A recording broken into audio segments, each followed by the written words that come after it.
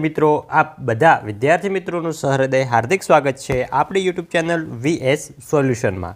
તો વિદ્યાર્થી મિત્રો આજના આ વિડીયોની અંદર આજે આપણે ધોરણ 8 વિષય રહેવાનો છે આપણો ગુજરાતીનો। એની અંદર પ્રકરણ નંબર 1 એટલે કે કાવ્ય 1 જે આપણું છે આ તો ઈશ તણો આવાસ એનું આજે આપણે જે તમારું નવી ચોપડી છે 2025 મુજબની એનું આજે આપણે સ્વાધ્યાય પોથીનું સંપૂર્ણ સોલ્યુશન ટાઈપિંગ સાથે આ વિડીયોની અંદર જોવાના છીએ। તો વિડીયોને તમારે છેલ્લે સુધી સ્કીપ કર્યા વગર પૂરેપૂરો જોવાનો છે અને ધોરણ 8ના સ્વાધ્યાય પોથીના તમામ વિડીયો જોવા માટે અમારી ચેનલને હજુ સુધી સબસ્ક્રાઇબ ના કરી હોય તો સબસ્ક્રાઇબ કરી દેજો। તમારા બીજા મિત્રો સુધી પણ શેર કરજો જેથી કરીને તેમને પણ ફાયદો થાય। જો પહેલો કે નીચેના દરેક પ્રશ્નના ઉત્તર માટે આપેલા વિકલ્પોમાંથી સાચો વિકલ્પ શોધીને તેનો ક્રમ અક્ષર પ્રશ્નની સામે આપેલા બોક્સમાં આપણે લખવાના છે। એમાં પહેલો છે કે સંસાર માટે કવિએ કયો શબ્દ વાપર્યો છે? તો સંસાર માટે કવિએ કાવ્યમાં આવાસ શબ્દ વાપર્યો છે, ઓપ્શન નંબર એ। આગળ છે બીજો કે કવિ કોના જનને પોતાના ગણીને રહેવાનું કહે છે? તો આવશે જવાબ ડી, પરમાત્માના। નેક્સ્ટ આગળ વધીશું। આગળ છે ત્રીજો કે કવિ દરેક પળે શું વેરવાનું કહે છે? તો એની અંદર આવશે સી, ભાવભર્યું હાસ્ય વેરવાનું કહે છે। આગળ વધીશું ચોથો કે અખંડ ચાલતા જીવન માટે કવિએ કયો શબ્દ પ્રયોજ્યો છે? અખંડ ચાલતા જીવન માટે કવિએ ઓપ્શન નંબર ડી છે બ્રહ્મચિચોડો નામનો શબ્દ પ્રયોજ્યો છે। નેક્સ્ટ આગળ છે પાંચમો કવિ સામા કચાશ ન રાખવા કહે છે?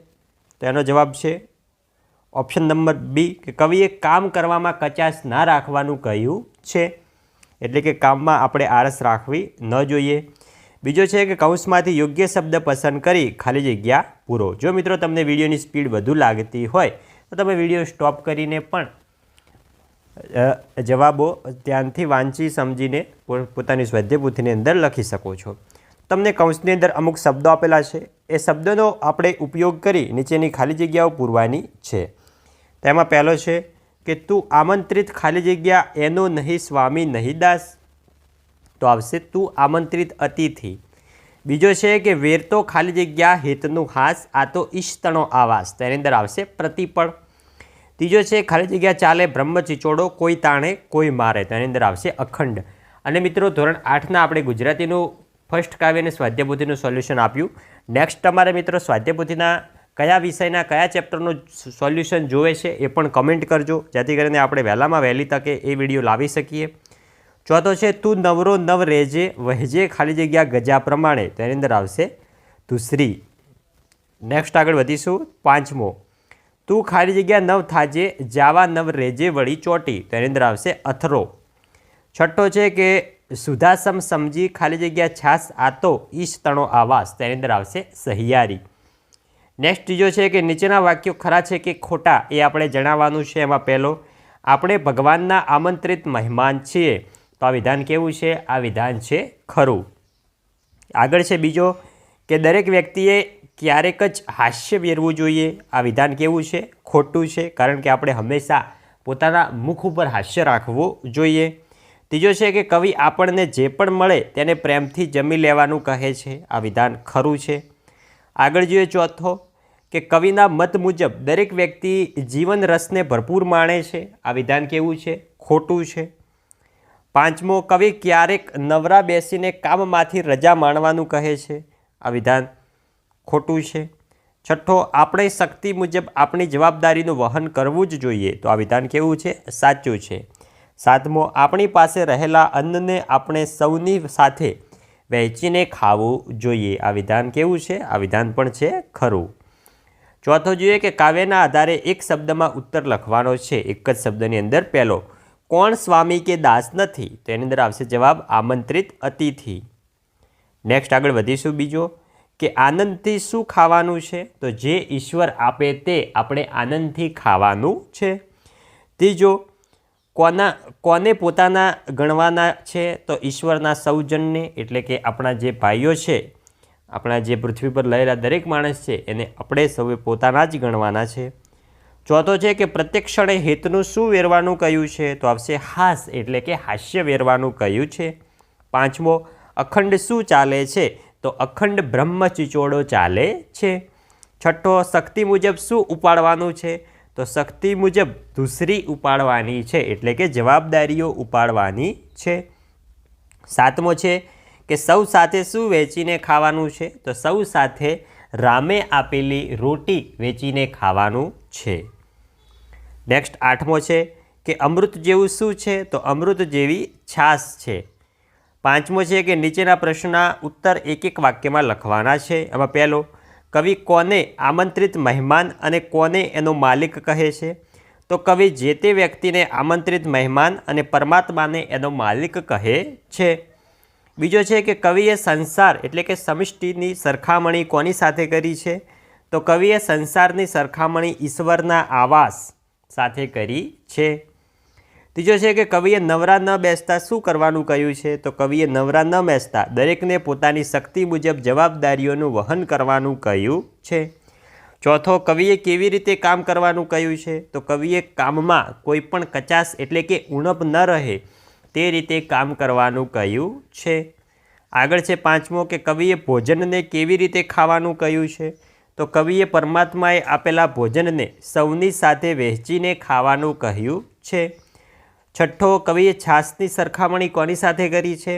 તો કવિએ છાશની સરખામણી સુધા અર્થાત અમૃત સાથે કરી છે. 7મો છે કે ઈશ્વરને કઈ કૃપાથી વાત કરી છે? તો ઈશ્વરે આપણને મનુષ્ય જીવન આપ્યું છે અને તેમની કૃપાથી આપણા શ્વાસોશ્વાસ સતત ચાલ્યા કરે છે. તે કૃપાથી વાત કવિએ આ કાવ્યમાં કરી છે. છઠ્ઠો છે નીચેના પ્રશ્નના 2-3 વાક્યમાં જવાબ આપો. પહેલો છે ઈશતણો આવાસ કોને કયો હશે અને સાથી? તો ઈશતણો આવાસ સંસારને કયો હતો? કારણ કે આપણા શરીરના માલિક પરમાત્મા છે. પરમાત્માને એકલાને ગમ્યું નહીં, તેથી તેણે સંસારની રચના કરી છે. આપણે તો સંસારના અતિથિ છીએ, જેમ આવ્યા તેમ જવાનું છે. બીજો છે કે કવિના મત મુજબ લોકો કેવું જીવન જીવે છે? તો કવિના મત મુજબ કેટલાક લોકો જીવનને તાણે છે, ઘસેડે છે, વેઠ કરે છે, એટલે કે દુઃખી થઈને જીવન જીવે છે. જ્યારે કેટલાક લોકો જીવનને માણે છે, એટલે કે તેઓ જીવનની દરેક ક્ષણને આનંદ અને સુખપૂર્વક વિતાવે છે. નેક્સ્ટ આગળ ત્રીજો છે કે કવિએ જીવનને કેવી રીતે જીવવાનું કહ્યું છે? તો કવિએ વ્યક્તિને મૃત્યુને પામવા અધીરા ન થવાનું કહ્યું છે. આ ઉપરાંત જીવનને જીવવા માટે પણ લાલસા ન રાખવાનું કહે છે. અર્થાત કવિના મત મુજબ વ્યક્તિએ જીવનને સમતાભાવી રાખી જીવવું જોઈએ. આગળ છે ચોથો કે ઈશ્વર પીરસે તે રસથી ખાવાનું સાથી કહ્યું છે? તો ઈશ્વરે આપણને જમવા માટે જે પણ આપ્યું હોય તેને પ્રેમપૂર્વક જમવું જોઈએ. આપણે ભાવતી કે ન ભાવતી વસ્તુઓને રસથી જમવી જોઈએ, કારણ કે દરેક વસ્તુ એ ઈશ્વરે જ બનાવી છે. આપણને જે વસ્તુ ન ભાવતી હોય તે વસ્તુને જમવા માટે કેટલાક ભૂખ્યા લોકો તળવળતા હોય છે. આથી જમવાની દરેક વસ્તુને ઈશ્વરનો પ્રસાદ સમજીને રસથી જમવી જોઈએ. નેક્સ્ટ 5મો છે કે છાશને સુધા જેવી કેમ કહી હશે? તો છાશ એ દરેક વ્યક્તિને સરળતાથી મળી શકે તેમ છે, તથા ગાધેલા ભોજનના પાચનમાં છાશ ખૂબ જ ઉપયોગી થાય છે. આમ ગરીબ હોય કે અમીર તે તમામને સુલભ જેવી છાશને સુધા જેવી એટલે કે અમૃત જેવી કહી છે. હવે જે 7મો છે કે 5-6 વાક્યની અંદર જવાબ લખો. તો આ પ્રશ્નના જવાબો તમારે મિત્રો પ્રશ્નો અને નીચે તેના સંપૂર્ણ જવાબો આપેલા છે. તમારે વિડીયો સ્ટોપ કરીને પ્રશ્નોના જવાબો લખી લેવાના છે. પહેલો છે કામ કરવા બાબતે શું કહ્યું છે? તો એનો પણ નીચે જવાબ આપેલો છે, તમે વિડીયો સ્ટોપ કરીને લખી શકો છો. બીજો છે કે વહેંચીને ખાવાનું સાથી કહ્યું છે? એનો પણ નીચે તમને સંપૂર્ણ જવાબ આપેલો છે, જોઈ શકો છો વિડીયોમાં. નેક્સ્ટ હવે આગળ વધીશું. આગળ છે 8મો કે આપેલા શબ્દોનો અર્થ દર્શાવતી કાવ્ય પંક્તિ શોધીને લખવાની છે. ઉદાહરણ આપેલું છે જગત, એની કાવ્ય પંક્તિ થશે કે આ તો ઈશતણો આવાસ. પછી છે સંતોષ, એની કાવ્ય પંક્તિ થશે એ પીરસે તે ખા, તું રસથી આપે તે લે. બીજો છે સંભાવ, તેની થશે કે એના જનને તારા ગણીને એ રાખે તેમ રહે. ત્રીજો પ્રવૃત્ત, તો તું નવરો નવ રહેજે વહેજે. ચોથો ધીરજ, તું અથરો નવ થાજે જાવા નવ રહેજે વળી ચોટી. 5મો છે સમ, તો સૌ સાથે વેચીને ખાજે રામની દીધેલ રોટી. નેક્સ્ટ આગળ છે 9મો કે આપેલ ભાવાર્થને લાગુ પડતી પંક્તિ કાવ્યમાંથી શોધીને લખો. એમાં પહેલો, તું એનો આમંત્રેલ મહેમાન છે તો તું આમંત્રિત અતિથિ એનો. બીજો, આ તો ઈશ્વરનું ઘર છે તો એની કાવ્ય પંક્તિ થશે આ તો ઈશતણો આવાસ. ત્રીજો, એના માણસને તું પોતાના સમજ તો એના જનને તારા ગણીને એ રાખે તેમ રહે. ચોથો, તું હંમેશા કામ કરતો જ રહેજે, તું નવરો નવ રહેજે વહેજે. અને મિત્રો ધોરણ 8ના વોટ્સઅપ ગ્રુપની લિંક પણ આ વિડીયોના ડિસ્ક્રિપ્શન બોક્સમાં આપેલી છે. તે વોટ્સઅપ ગ્રુપની અંદર પણ ભૂલ્યા વગર અચૂકથી જોઈન થઈ જજો. તે વોટ્સઅપ ગ્રુપની અંદર તમને ધોરણ 8ની તમામ માહિતીઓ સૌપ્રથમ જોવા મળી જશે. પાંચમો છે કામમાં કોઈ કસર ન આવવી જોઈએ તો કાવ્ય પંક્તિ છે કામમાં નાવે કદીએ કચાસ. નેક્સ્ટ જોઈએ 10મો કે નીચેના શબ્દોની જોડણી સુધારીને લખો. આમંત્રિત જોઈ શકો છો, સામે લાલ અક્ષરથી માર્ક કરેલી છે સાચી જોડણીઓ. આમંત્રિત, અતિથિ, પ્રતિપળ, દૂસરી, આવાસ. પછી જે સામાનાર્થી શબ્દો આપવાના છે બબ્બે. ઈશ તો થશે પરમેશ્વર ને ભગવાન. દાસ તો આવશે સેવક અને ચાકર અથવા નોકર પણ કહી શકાય. ત્રીજો છે જન તો થશે જનતા અને લોક સમુદાય. ચોથો છે હેત તો થશે સ્નેહ અને ભાવ. પાંચમો છે તાણે તો આવશે ખેંચે અને ઘસેડે. છઠ્ઠો છે ગજુ તો આવશે ક્ષમતા અને શક્તિ. સાતમો છે અખંડ તો થશે આખું અને સમગ્ર. આઠમો છે કચાસ તો આવશે કાચાપણું. નવમો છે અથરો તો આવશે અધીરું ને ઉતાવળિયું. 10મો છે સહિયારું તો આવશે મજિયારું ને પંતિયાળું. નેક્સ્ટ વિરુદ્ધાર્થી શબ્દો છે અખંડ તો થશે ખંડિત, સ્વામી તો થશે દાસ, તારું તો થશે મારું. પછી જે શબ્દ સૌ માટે એક શબ્દ લખો. જેની આવવાની તિથિ નક્કી ન હોય તે વ્યક્તિ તો થશે અતિથિ. બીજો, કામ કે જવાબદારીનો બોજો તો થશે ધૂસરી. ત્રીજો, જમવા માટે ભાણામાં મૂકવું તો આવશે પીરસવું. નેક્સ્ટ 14મો છે રૂઢિપ્રયોગનો અર્થ આપી વાક્ય પ્રયોગ કરવાનું છે. ધૂસરી વહેવી તો જવાબદારી વહન કરવી અથવા તો સંભાળવી, જવાબદારીઓ સંભાળવી. અને વાક્ય પ્રયોગ તમે તમારી રીતે જાતે બીજું પણ વાક્ય પ્રયોગ લખી શકો છો. પછી છે આપણે અર્થભેદ જણાવવાના છે. એમાં પહેલો છે ઈશ તો થશે પરમેશ્વર, ને બીજો ઈશ તો થશે ખાટલાના પાયાને જોડતું લાકડું. બીજો છે ચોટી તો થશે ચોટલી. આગળ છે ચોંટી તો થશે વળગી. ત્રીજો છે વેચવું તો આવશે કિંમત લઈને આપવું. અને પછી છે વહેંચવું તો આવશે સરખા ભાગે આપવું. નેક્સ્ટ 16મો ધ્વનિ ઘટકો છૂટા પાડવાના છે. સામે જોઈ શકો છો છૂટા પાડેલા છે અતિથિ, પ્રતિપળના, ધ્રુસરી અને રોટી. પછી ધ્વનિ ઘટકો આપણે જોડવાના છે. તો પહેલાની અંદર જવાબ આવશે બ્રહ્મ, બીજાની અંદર આમંત્રિત, ત્રીજાની અંદર સુધાસમ, ચોથાની અંદર આવશે સહિયારી. પછી છે શબ્દકોશના ક્રમમાં ગોઠવવાનું છે. તો પહેલાંનો સાચો જવાબ જોઈએ તો ઈશ, ગજુ, દાસ, રસ, રામ, રોટી, સ્વામી, હાસ અને હેત. બીજો છે એનો જવાબ જોઈએ તો આવશે અખંડ, અથરો, આમંત્રિત, આવાસ, કચાસ, તાણવું, ધૂસરી, નવ ને પ્રતિપળ. નેક્સ્ટ હવે આગળ વધીશું. તો આગળ મિત્રો જે તમારી પ્રવૃત્તિઓ છે એના આપણે જવાબ જોઈએ. તો છે કે ઉદાહરણ વાંચો, સમજો અને બંધ બેસતા શબ્દોની જોડ બનાવવાની છે.